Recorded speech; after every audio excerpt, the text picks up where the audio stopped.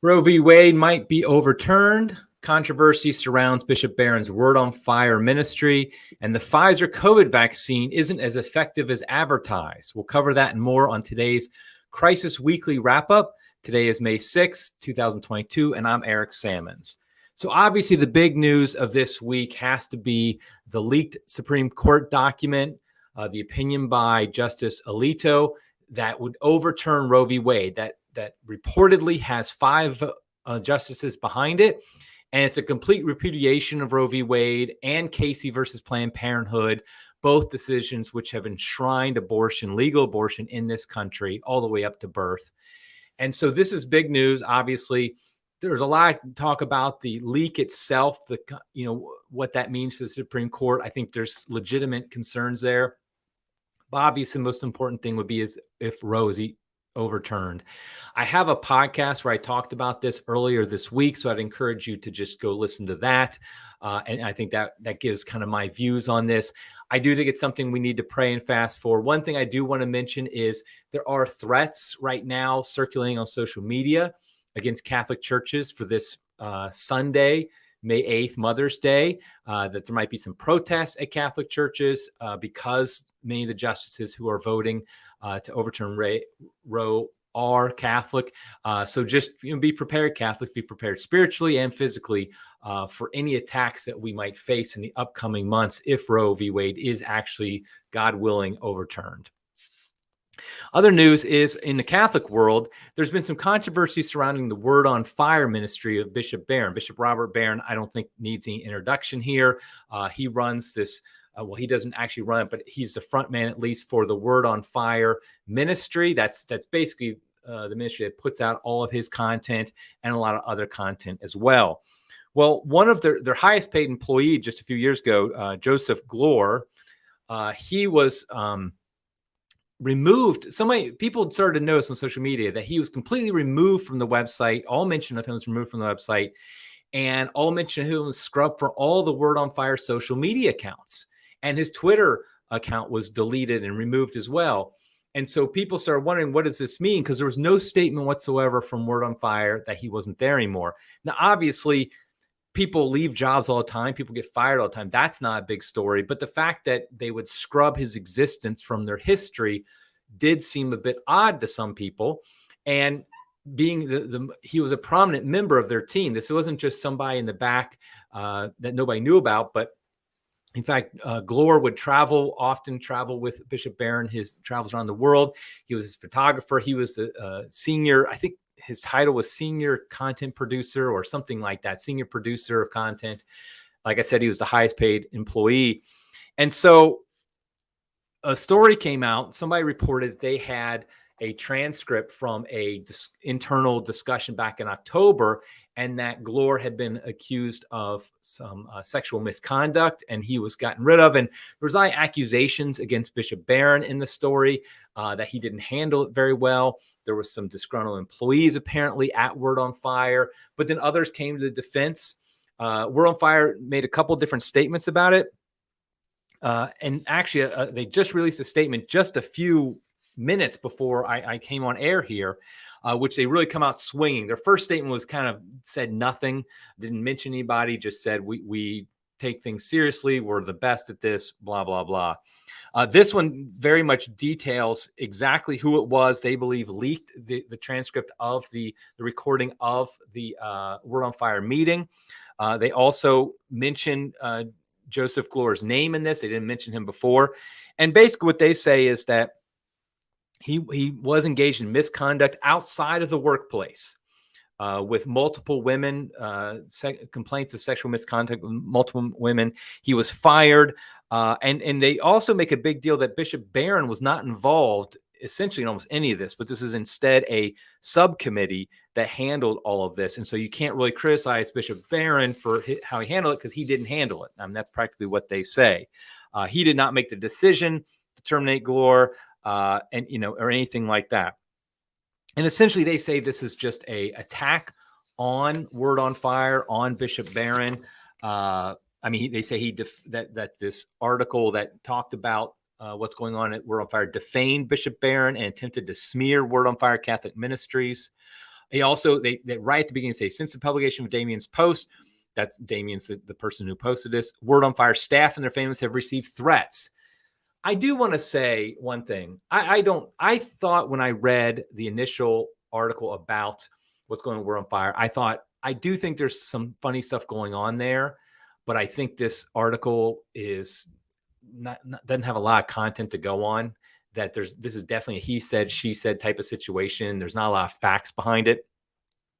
However, I really can't stand the victimhood call that Word on Fire is doing here when they say, since the publication of the post, Word on Fire staff and their families have received threats.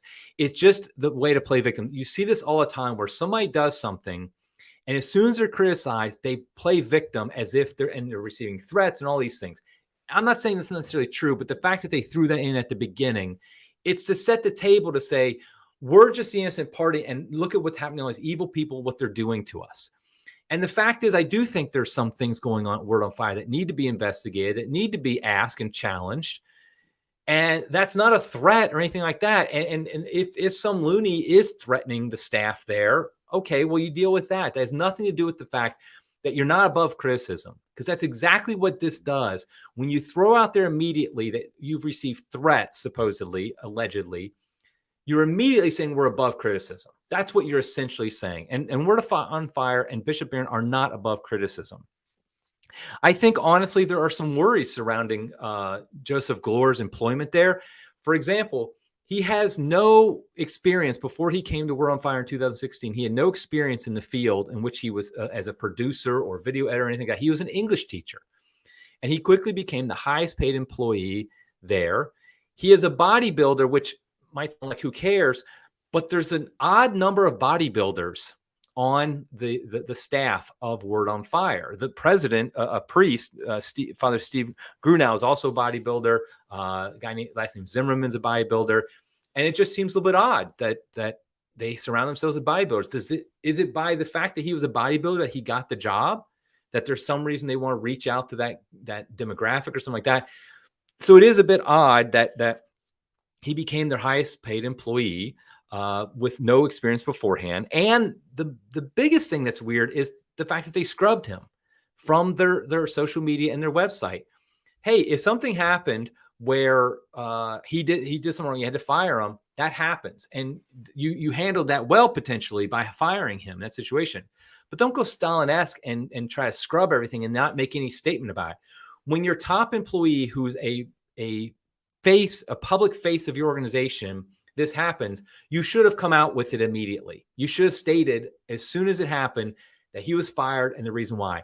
But it took people trying to dig into it before you're willing to come out with this information. So I think there's reasons to be critical of how Word on Fire handled this, even if they were completely on the up and up as far as how they actually fired Glor and handled it internally. The fact is, externally, they've handled it very poorly. And I'll just say, in my own experience, Word on Fire is a very defensive organization. They do not like criticism. Crisis Magazine has had a number of times where we've criticized Bishop Barron, I think fairly.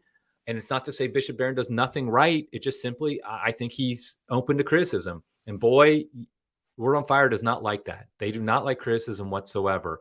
And they get very defensive. They go on attack mode immediately. I'll just say that.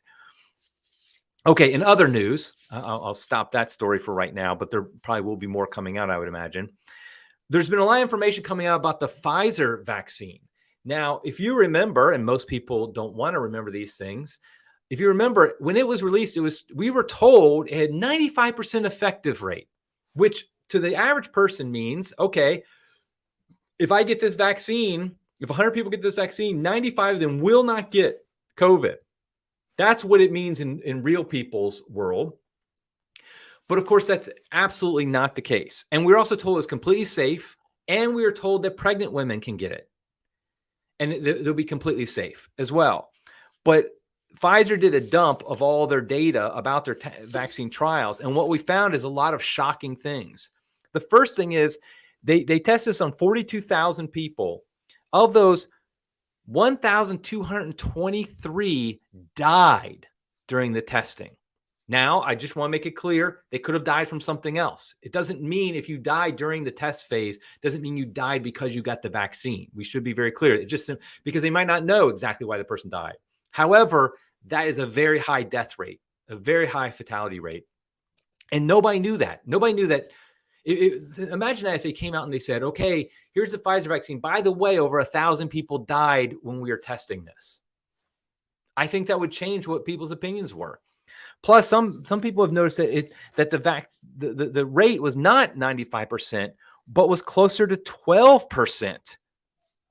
Closer to 12% effectiveness during the trials. And also that it caused spontaneous abortions among pregnant women who got it and other problems with their pregnancy. In other words, we were lied to. We were completely lied to about the effectiveness and the safety of the Pfizer vaccine. And I just saw before I came on air here that the FDA has restricted Johnson & Johnson's COVID-19 vaccine due to blood clot risk. And so I know whenever you criticize a vaccine, you're immediately called anti-vax and you're dismissed as a conspiracy theorist. However, this is the data that they're coming out with, that Pfizer themselves are releasing to the public. It's nothing at all like what they presented to the public.